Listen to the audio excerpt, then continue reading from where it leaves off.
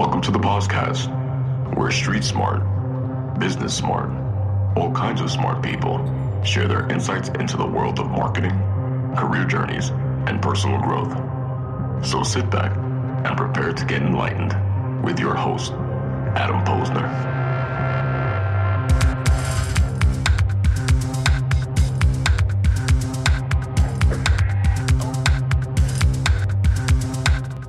Hey everybody, and welcome back to the podcast, where I bring you the best and brightest from the world of business, marketing, and personal growth to help you harness your inner tenacity and drive your career forward.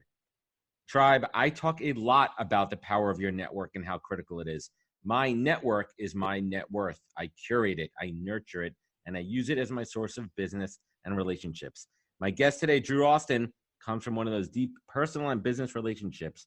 We were introduced by my friend Brian Altamari, and we took it from there, chatting on the phone and in person recently at his offices, where we connected, and I learned a lot more about his background and what he and his team has created. Drew Austin is the founder and CEO of Wade and Wendy, a platform powering artificial intelligent recruiters. See what I did there? Artificial intelligent recruiters. Prior to Wade and Wendy, Drew was co-founder of Augmate, venture-backed tech company, managing and powering wearable devices in the industrial workplace. That's pretty cool too. We'll talk about that. And earlier in his career, he led business development efforts at Connections of New York, an IT-focused executive recruitment firm. So he has that background. He's ingrained in the New York startup ecosystem. He's been there and done that Startup Village at South by Mentor, at Starfast Accelerator, and Talent Tech Labs. He's been there. He's done that. Drew is a grad from Syracuse. Something happened in the news today, which I'm not even going to get into about Syracuse. There's some stuff, but we'll avoid that now. But Drew's an awesome dude. He's a family man and learning every day. And like me, how to balance this all. We were just talking about that beforehand. I'm thrilled to have him on the show. We're going to talk a little bit about everything. Drew, welcome to the podcast. Thanks for coming on, man. Thank you for having me, buddy. Cool. So why don't we start off and just give my tribe a quick little elevator pitch on your origin story. Just a little bit more about, where you came from and where we got today. I'd love to hear about how Wade and Wendy came to existence. Yeah. So if we go back, I was an entrepreneurship major at Syracuse. I started my first company in college. So I've been starting businesses since I was about 19 years old. During the summers while in college, I used to intern at Connections of New York, which is a recruiting firm that my uncles founded. And from when I got out of college, it was my first job out of school. So I spent some time. So overall, I was probably recruiting for about 5 or 6 years. It's a lifetime. Yep, lifetime. And I loved the problem space. I liked the business model, but the way of recruiting, the idea of trying to give a personalized experience at the level of scale that I felt like was needed to compete with an expanding market was just very challenging. So ultimately, I ended up leaving the space. I've been doing my own thing ever since. I ran a marketing agency for a bunch of years. Before this, I co-founded a wearable technology platform, and I got really into thinking about how new frontier technology can enable new types of user experiences and new types of scalability and new types of opportunities. So, and then when I was looking into seeing what I wanted to do next, I thought about marrying the experience and the interest and passion I had for building teams and recruiting with some of the new things that I was learning about data science and machine learning and frontier technologies and so on and so forth. So, I went out, I started speaking to a lot of different recruiters in the industry, corporate recruiters, industrial labor, like recruiters that had to hire high volume labor workers, even my startup friends that were growing rapidly their teams. And what I found was that no matter, they all had different systems in place, all have different processes, but the constant that really constrained their ability to scale their job was the amount of the conversations in their Right. workflow. Whether it's, having a conversation with a hiring manager about the requirements for a role, or screening an applicant, sourcing a passive candidate, doing a reference check. These conversations, no matter how many tools and workflows they had in place, limited their bandwidth and capacity to provide the optimal experience they wanted to give. So, that married to the idea that I thought Slack was a really interesting, this was about 4 years ago, I thought Slack was Right. really interesting as an infrastructure for applications. recruiters. This was really before the word chatbot became cool or became prevalent. And we just thought that if we can build an application that would augment or automate some of the top of funnel conversations that recruiters were having that were highly repetitive, very data driven, but like would enable the recruiters to have more freedom to do some of the more strategic things. If we could build the relationship building. Yeah, exactly. If we could build that type of experience on top of the messaging infrastructure, then we're designing a product that's like within the existing workflow that recruiters and candidates interact, like how they interact today via conversation. And we started to dive in and look at like, how can you build a scalable conversational system? What is natural language processing? What parts are, what parts need to be AI driven? What are the third-party tools in the space? And it ended up bringing us to today where we are. Well, that's incredible too. So it's interesting. So, without getting too deep, right? We don't want to give away all the trade secrets too, but like, I'm a recruiter, right? I mean, that's why I got the show here. And how did you go about determining what parts of the conversation are okay to be, within this chat feature, but more importantly, where candidates feel comfortable? Yeah. Like, how do you prep them for that? Like, what's the full disclosure saying, hey, Adam, welcome to the process. You're now talking to, Chatbot 3000. Sure. Adam the recruiter. So I'm a big believer in being upfront that this is a machine. And I'm a big believer in that. Now, even though we use names like Wade and Wendy, we do that so people can humanize their interaction with the machine, but we're always upfront because if the product is about to have a good conversation, there are pillars of good conversation. One of those key pillars is trust. So if we're going to come out of the gate and position this as a human until you realize, you're not going to have trust. No, that's BS. No. So exactly. So for us, it was very important that I'll come out of the gate and say, hey, this is a machine, but the purpose, where we try to demonstrate why there's value, and there's a few different things. One, we thought the top of funnel interactions, like those initial screening, qualifying, kind of like information gathering sessions, we thought those were a great place to start. First, because if you think about Wendy being deployed as like an initial screener, there's applicants coming from all these different sources. Especially now with one-click apply, there's even more. There's the least amount of friction to apply to a job than ever. Yeah. So having barrier to entry. Exactly, which we thought was a good thing in getting more applicants, but it's also resulted in more noise. Of course. And what that's done is it's enabled Wendy to be, for this use case, screening, to have consistent conversations, an abundance of conversations, while just focusing on the role, the person, and that conversation, not having to focus on acquisition to start to train a system and understand what is a screening back and forth conversation look like. So could we give a quick example of that? Like, how would it work, right? Like if I'm a client of yours and I'm in, just walk us through an example of how a client sets the parameters for those initial screening and what a conversation, like a high level conversation would look like. Sure. So, we work with, a variety of enterprise level customers. These are, everything from banks to large telecom companies to, big tech companies, so on and so forth. And what we do is we take the kind of the workflow is such. We take a job description. That's kind of the seed of where we are going to engage, of what's going to power the conversation. We take that job description, we parse and kind of extract the core concepts that the job description kind of outlines, that, hey, this role is looking for certain requirements and certain qualifications. And that's what really kind of generates some of the two things. One, the topics of conversation that Wendy's going to cover. And two, how is she going to have an evaluation model? Like, how is she going to understand what to really look for this role? So we marry both the parsed job description as well as any additional knowledge and insight that we have on that domain. And that sets up a conversation that's role specific, so that instead of having this one size all apply, an engineer and a electrician or a salesperson are having very different interactions with when they're initiating their first screening conversation, because we need to get different information to evaluate this person's qualifications and previous history for that given job. So that's the screening that, like, post apply, we integrate with the applicant tracking systems or whatever systems they have in place.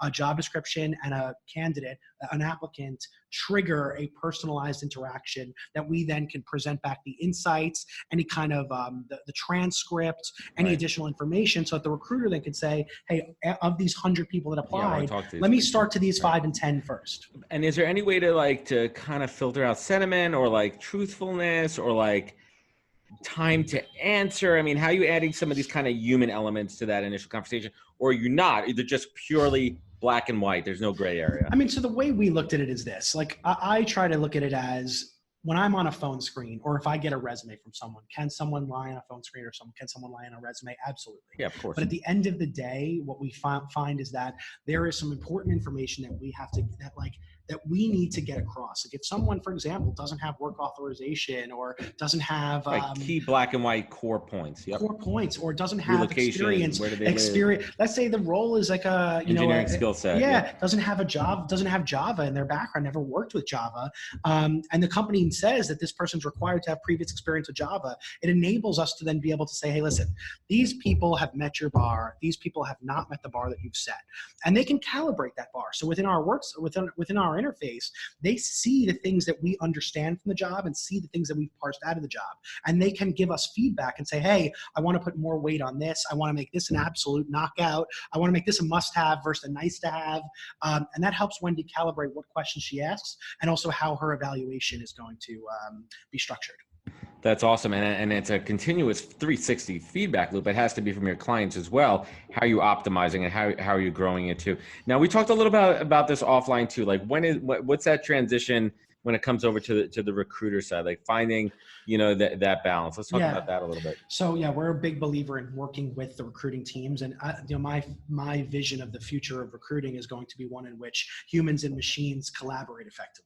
That when you're building a talent acquisition team, you're going to think about what is the machine's roles, what is the AI machine roles and AI recruiters role, what are my talent acquisition recruiters roles, and how are we going to work together to build the best teams. So when I think about that, Wendy today, our core recruiter that we deploy to enterprise organizations, she has 3 core capabilities. One is, like I said, post-apply, screening and evaluating talent, making recommendations, providing insights to the recruiting team.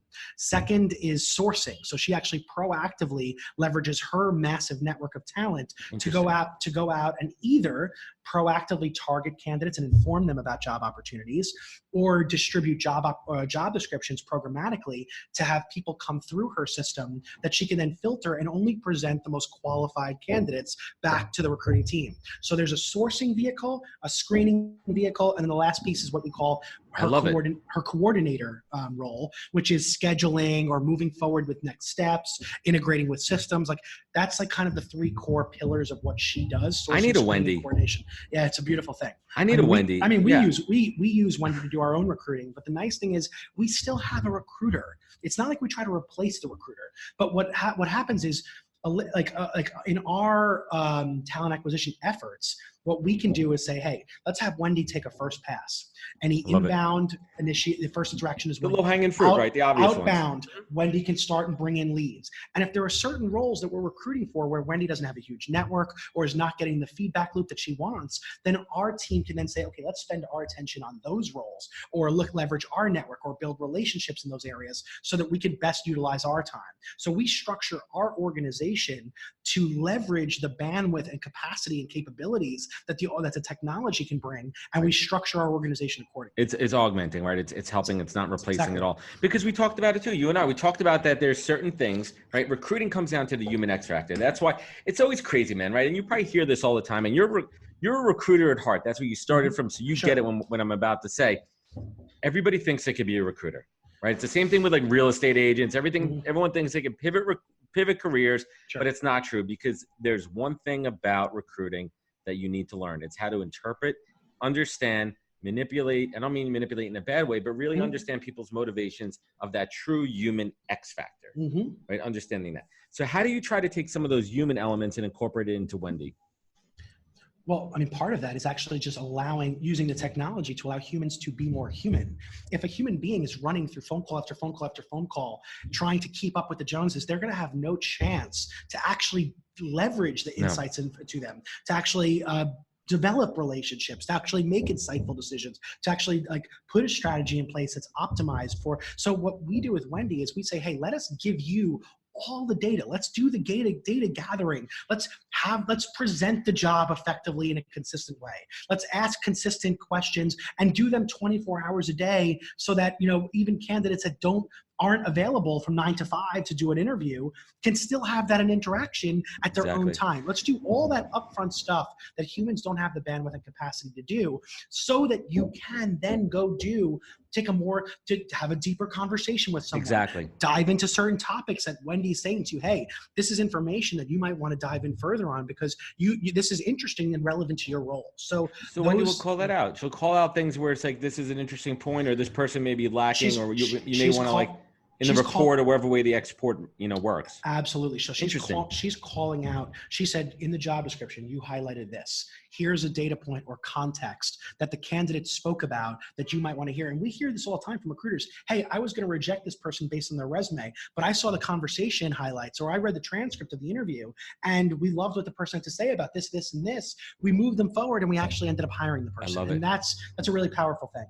That's so interesting too, because we talk about overload right now, right? And one of the big things that I absolutely hate is this easy apply button on LinkedIn and other sites as well, because it makes it real easy for anyone to hit the button. But what the candidates don't realize, there's still always a human on the other side. So if you're flooding the system, if you're flooding the top of funnel, that's taking away from my time to talk to candidates like you just mentioned. And that's why Wendy is so valuable, because it's really scaling recruiters, right? It's personalization at scale. So let's talk about that for a little bit. Personalization at scale. Let's unpack that. What does that mean to you?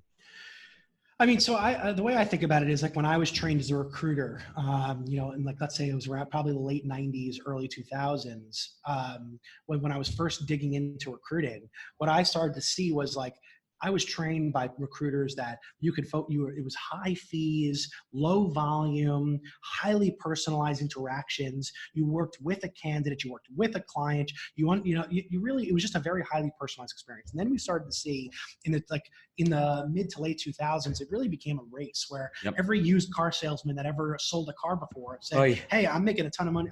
My friends are making a ton of money selling people and recruiting. Let me jump into there. So it wasn't yet technology that was the challenge. It was the abundance and volume of recruiters that entered the space because it's such a low barrier to entry that it became this race. And that was the beginning of the depersonalization. Then from there, you start to say, hey, how are we going to compete with all these people? Well, now technology comes into place. You have job boards and marketplaces. One size fits all recruiting processes, no personalization, but high scalability. So what we looked at is this. We said, when we said, what is the most personalized interaction point of a recruiting conversation? Well, it's that conversation of the recruiting workflow. It's that conversation when you're presenting information, gathering unique information, synthesizing that information, and making a recommendation back to the recruiter based on it, or back to your hiring team based on it. So we said, if we can do little things like being able to leverage some of the data that we have about a person, where they most recently worked, what company they had, what was their job, what are some of the things they're interested in, even just like simply saying hi John instead of hello. You know what I mean? Just like little moments where you can humanize the interaction, and then the ability to make them feel understood. You have to make them feel listened to and understood. So like for job seekers, we hear this all the time. They're like, listen, I just want the opportunity to tell my story. And I think the metric was like, 83% of applicants don't actually ever hear back from anyone that they apply. They just end the conversation. It's the ATS black hole. So, there's an opportunity where some people just want to be able to tell their story. Two, we've heard from a lot of people as well, like especially on the engineering front, is like, hey, I feel more comfortable talking to a machine about my career because I don't feel like I'm being judged by a human on the other end. Which, of course, engineers are that kind of breed. Exactly. But it goes for a lot of different opportunities where people are just like, listen, I want to be able to talk about myself. I want to tell my career. People want to hear their own voice. And I think that's a part that's missing too, right? I think a lot of us recruiters too, we're just jumping around the resume, right? We're trying to get our key points. Can you check the boxes? Can you do the job? Can you do the skill set? But move on. But I think that people really want to tell their career stories that connect too. And I also think that's because there's gaps, right? In today's modern age, there's gaps. They want to explain it. They want to get ahead of the curve, right? Does the machine address any gaps? Does it go through the tenure? How does that work? Yeah, so we've built, so we had different requests. So we've had things like, hey, if someone has a year or so missing, between jobs, can we ask, hey, what did you do during that period of time? Another one we've recently identified, another one which was a recent a request that we've also built was asking why someone left their most recent job. That's a good one. That's something I ask all the time. Of course. And I'd love to hear how they answer that. It's a repetitive question that everyone asks all the time. Hey, why are you looking? Why did you leave? And if we just incorporate that information, it allows us to present back someone with richer insights that you're not getting off a resume or a job board. You're getting only because Wendy's having a specific conversation with that individual and kind of allowing it's a scouting report. It's like a baseball scouting report, right? So I'm a recruiter, right? And now I get this report. I'm like, oh, look at Drew. He applied for this role. Now I take the time. I take the time to not just look at their resume, but I'm looking at this report. Now I'm able to go into that conversation and not have to ask those questions again.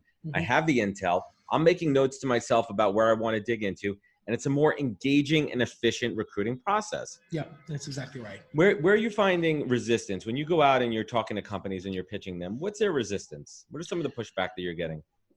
I think, so if I think about it, I think there's a few things. One, this is not as much of resistance, but it's more of a challenge that we all have to work together to overcome. And it's when you start to introduce new technology into your workflow, it means not only can this technology provide benefits, but to fully leverage and realize those benefits and to optimize and to maximize your ROI, you need to change your workflow, your behaviors, your job functions as well. So I think the biggest discussion that we're having with teams now is, hey, we've now gone beyond piloting the solution and saying, well, what's a chatbot? Oh, how cool. Like, it's beyond that now. It's now in the market where we have real adoption and we've demonstrated real results. So now it's like the next step in this journey, which first was like, what is a chatbot? Then it's like, well, can it exist in the enterprise and what's the right use cases? And now it's like, wow, we're seeing value. How do we then maximize the value and say, how do we structure our teams to benefit and incorporate automation and technology so that we can fully realize the benefits? No, I love it too. And I think this is really going to help. Something else that you and I talked about offline is recruiter burnout. And I talk a lot about it too. I have a threshold of how many conversations I could have in a day. Yeah. Right. There's a mental kind of block that I have. I mean, because it takes time and it takes energy. And I want to be fair to all my candidates. I want to give them my all. I want to give them all of my attention. I don't want to be looking down at my phone.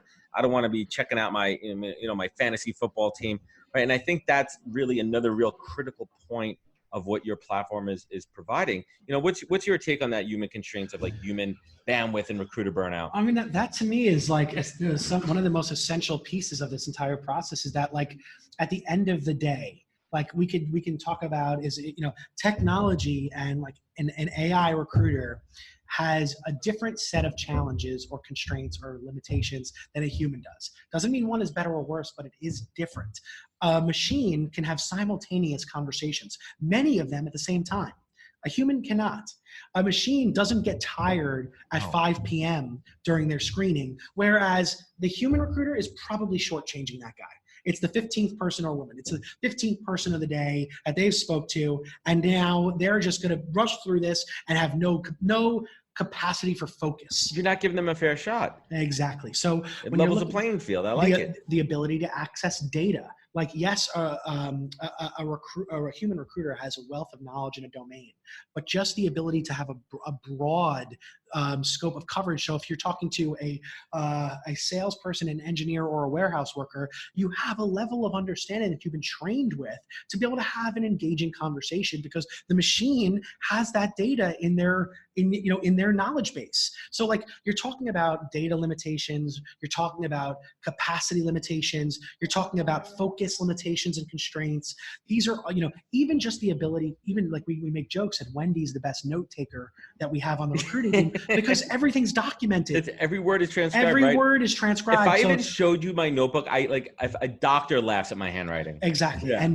And the problem is that this is one of the core parts of recruiting and why actually it's been so long. It's one of the slowest industries to adopt, real technology, new technology is because it's data. If we're putting crap data in, we're going to get crap insights out. Garbage in, going and out. we need garbage in, garbage out. So we need to be able to be more consistent with our data acquisition, more consistent with our data understanding, more consistent with how we organize data.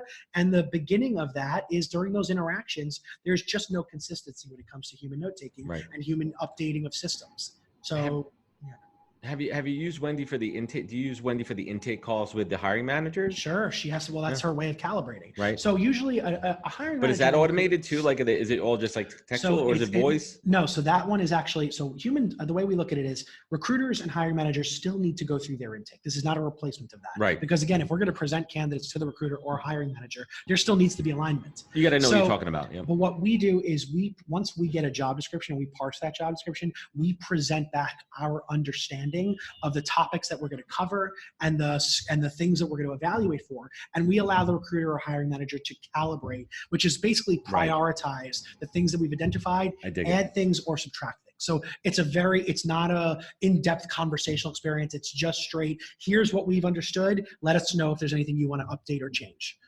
What industries have you found challenges using this platform? Like, have you done like legal recruiting? Have you done like marketing recruiting, or is it mainly tech right now? No, it's definitely not mainly tech. We've been running the gamut. We've done technicians for telecom. We've done customer support. We've done secretaries. We've done software engineers. We've done data scientists. We've done, financial advisors. We've done a lot of finance stuff because we have a lot of clients in the finance space.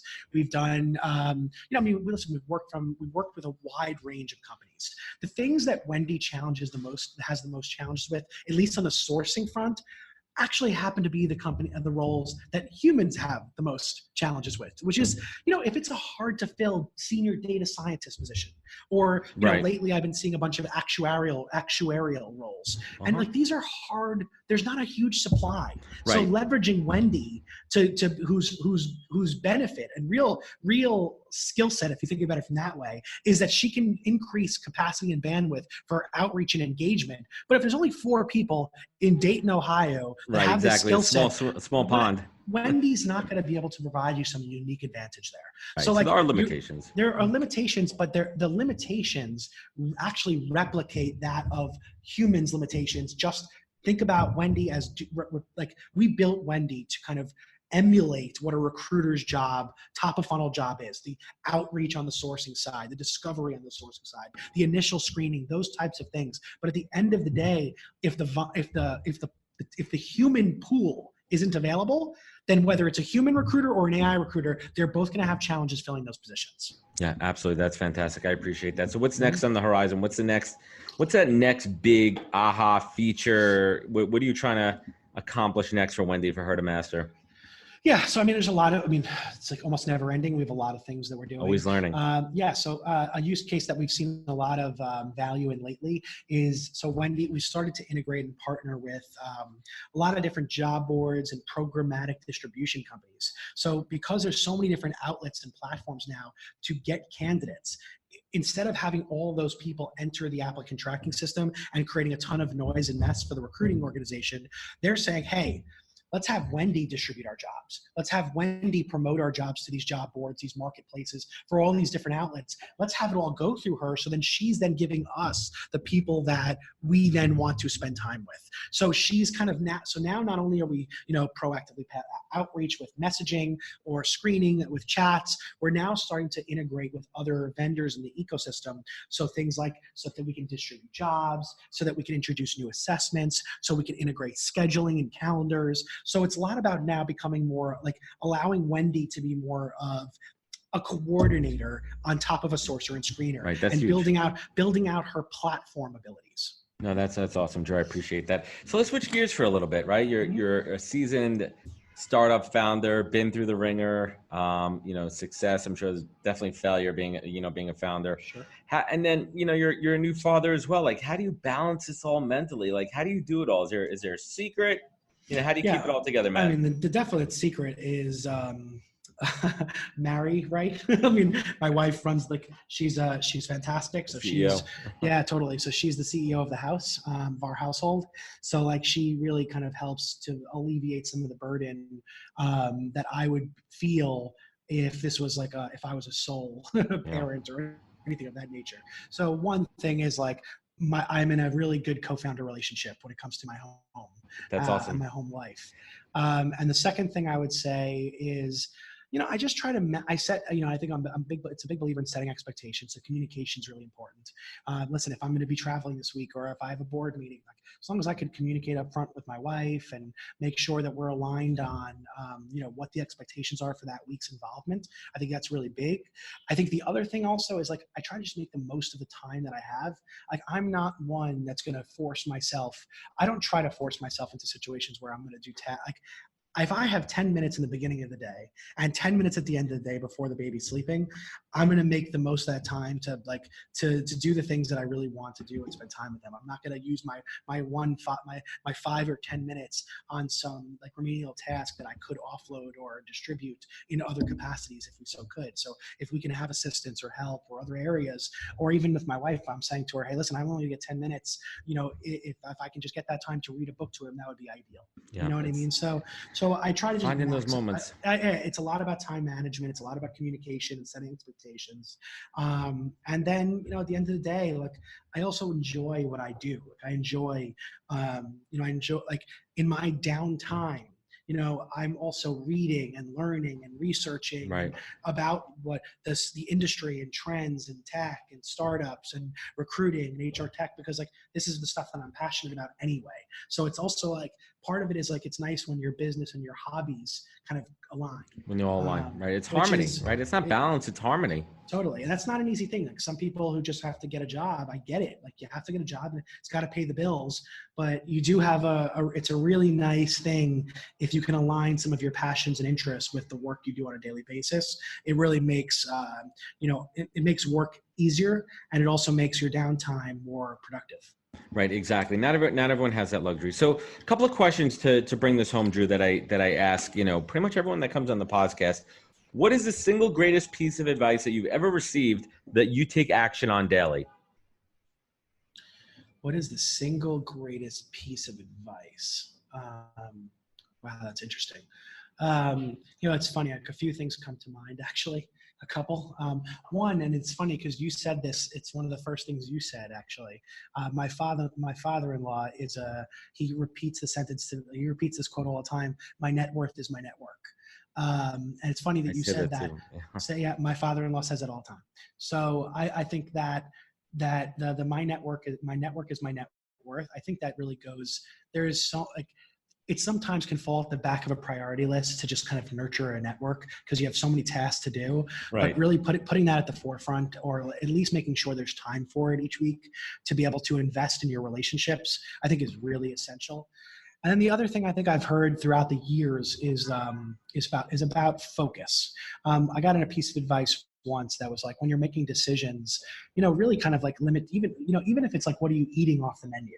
Like, take the 3 top criteria that go into your decision making and eliminate any other noise. So like, if there are 3 criteria, like if I'm going to look at a menu and I'm going to say, well, I'm, right now, taste is important, but like, I want to be no carb, no, whatever it is. If you have 3 different criteria there, I'm not eating, meat today, whatever it is. Just like limiting all the variables that can go into a decision making and give you just kind of decision, like it just kind of makes everything narrow the focus. Narrow the focus, focus your priorities, focus your decision making. I just think that's a really important thing that's very hard in a world where there's just so much access to shiny things. Like, there's so much opportunity, and there's more access to information and trying to take your attention, that like more than ever, you really need to be attentive and really focused. And the last piece of advice that, I don't know if it was advice that I was given per se, but I think it's the best advice that I could give, is probably around mindfulness and meditation. I think that's been really important for my development, and like just the ability to start to absorb all the advice that I've been given throughout the years. I think advice comes to you at different, you can get the same advice every year of your life, but like how you actually internalize that advice changes as you grow and mature. So I think that like, if to start investing in like mindfulness practices and meditation, and that really helped me to internalize all advice at a little bit more of a present place. And I think it's benefited me tremendously. No, that's incredible too. And Drew, last but not least, right? Day in, day out, things are rough, things are tough. You're building a business, you're growing a family, and some days are tough, and you got to look up to the sky and say, hey, I need some help here. And then some days are awesome, they're incredible. Things are firing on all cylinders. What do you look to for gratitude? What is your North Star, Drew? Man, it's a roll. I mean, this is no doubt a roller coaster. It is an absolute roller coaster. The startup journey, the businesses, the building a company. I mean, it's like, it really is exactly what you said. I mean, one day you're a rocket ship. The next day it's like, oh man, we're dead. The next day it's a rocket ship. The next day it's all over. We're going under. It's really a wild ride. I think, the thing that's helped me the most has been family. And like, I think family has been, like, for me, luckily, has been like the rock and the foundation through it all. So through the ups and downs and this wild journey, I'm very like supported by, parents and sisters and my wife, and, now I have a kid. It's just like, I find that to be it's a really great place to kind of like go back to and realize that, like, this customer deal failed or didn't go through, or this investor said no, but like at home, they're not rattled. Like, you're still going home and being dad or being a husband. You're not off duty. Or being a son. Can't take off for being dad. Exactly. There's no days off, right? Yeah. So like, they're not really changing they don't change their judgment of you on a day-to-day basis. So should you change your judgment of you on a day-to-day basis?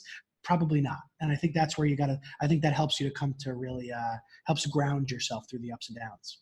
Awesome. I love it, Drew. Thank you. Thank you for joining me today. No, thanks for having me, man.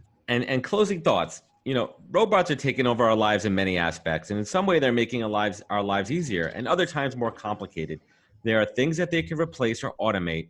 But what about the human experience, specifically in recruiting? And this is a fascinating area. From the moment my first conversation with Drew, my antenna were up.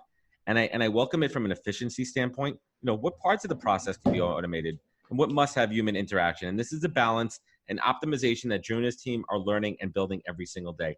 And I applaud Drew for his tenacity to create, to build something, and to innovate. And he gets it as a recruiter himself that some aspects must be human to human, as a human X factor is the greatest variable in our business. This is an extremely exciting space to watch, and I'm glad that I have a front row seat to it. I look forward to continuing to build my relationship with Drew and urge anyone interested to reach out and connect with him to learn more. Drew, where could folks find you? Where could they connect with you? And where could they learn more? Sure. So our company's website is wadeandwendy.ai. So wadeandwendy.ai. My email is drew@wadeandwendy.ai. And I'm on Twitter @DrewAustin. That's my phone, DrewAustin. If you're going to follow me on Twitter, you'll hear some startup stuff, but I hope you don't mind all the Knicks talk. The Knicks. It's painful. It's a lot of Knicks talk. It's painful stuff, man. Well, I hope they're on the up and up there. I need to vent somewhere, so Twitter becomes my Knicks venting outlet. Oh man, I'm a Mets fan, man. I think we had this chat. We're in this weird area. I know. Like, how are we the biggest spending money market teams in the country? Yet it's terrible. I digress. Drew, thank you for joining me today. I really appreciate it. Have a good one, man. Thanks so much. Awesome. And to everyone listening, thank you for joining us on the podcast. Please be sure to click, submit, subscribe, share. You know all that good stuff. You know where to find us. All the comments below. Remember, take your online, offline. Thank you for joining us, and catch us next week for another great episode of the podcast. Wisdom is forever, but for us, it's time to go. Thank you for joining us. Luckily, we'll be back with our next episode jam-packed with more incredible humans. For more info, please visit www.nhptalentgroup.com.